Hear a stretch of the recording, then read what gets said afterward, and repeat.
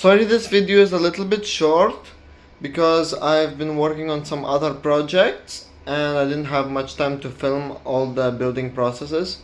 But the next episode of the X-ray machine will be definitely much longer since I'll be building an enclosure for the bigger tube. Anyways, enjoy the video.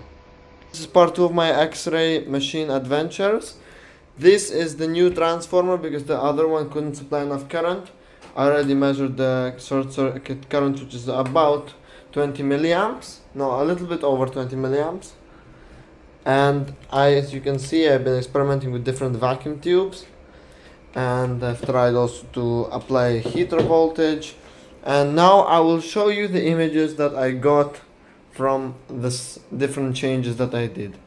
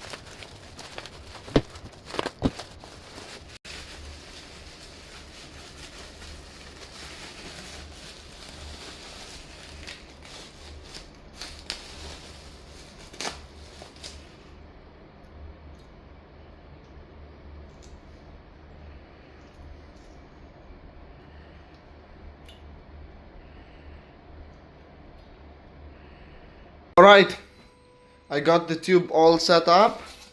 This is the tube, it has the heating element on. This is where I connected it.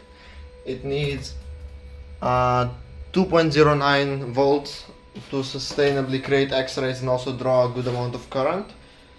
This is the transformer that I'm using, intensifying screen, and I will show you the X-ray that I made of 3 items.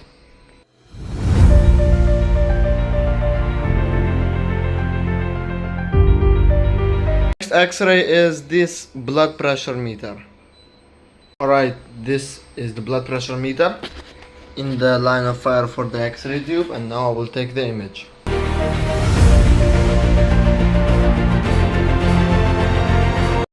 The next episode will finalize the building process of the X-ray machine, since I'll be building an enclosure out of lead for it.